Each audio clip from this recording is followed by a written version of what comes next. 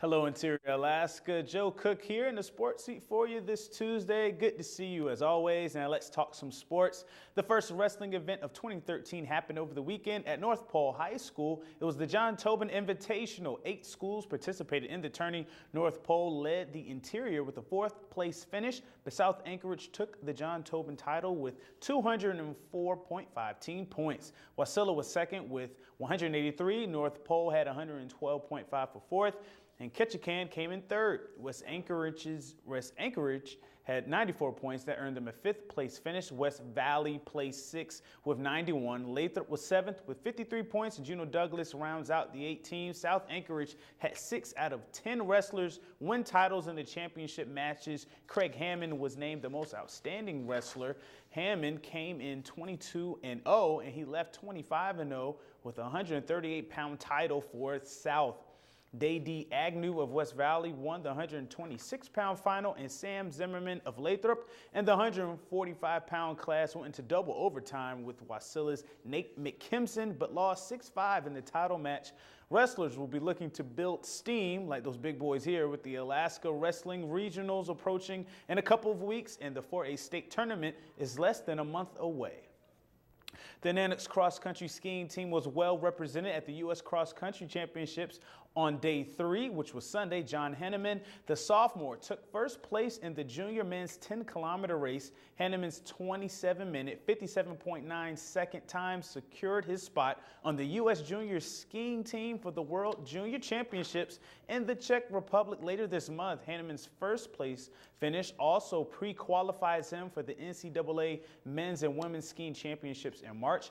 On the women's side, junior Heather Edick led the way, finishing 28th overall and 3rd in the Central Region with a 20-kilometer race in 1 hour, 12 minutes, 18.2 seconds, which is a career best performance for Edick in the U.S. Nationals.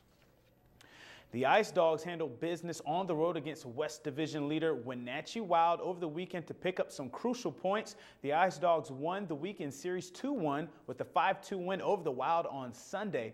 After Friday's 2-1 loss, the Ice Dogs battled back on Saturday with a 3-2 shootout victory after trailing 2-0. On Sunday, the Ice Dogs kept up the momentum and hit the Wild in the mouth with a 3-0 first period. Steve Perry, he did the rest, making 26 of 28 saves for the win. David Lowe led the Ice Dogs in the series, being named the NAHL Player of the Week in the West for his 5-point weekend of 2 goals and 3 assists.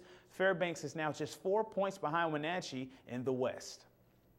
And it's been 113 days, but the NHL lockout is finally over. Hockey fans can rejoice and feel relief as hockey will commence this year.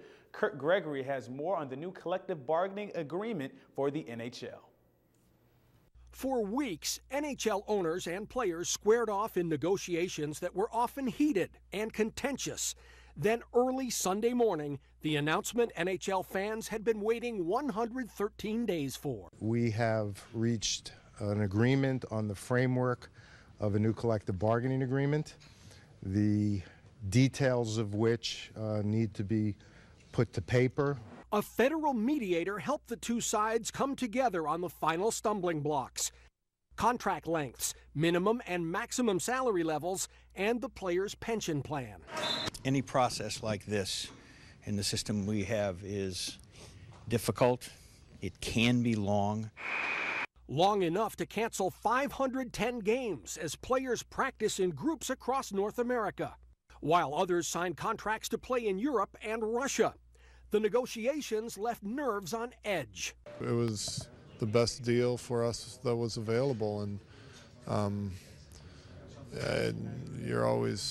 it's always tough because we're all fans of the game and you wish that you didn't have to go through this, but we did. It was painful for everybody, I think, more for the fans. Fans who are thrilled to have the bargaining process over. I'm very happy to have them back. It's all about the fans. You just got to play for the fans because they love the game.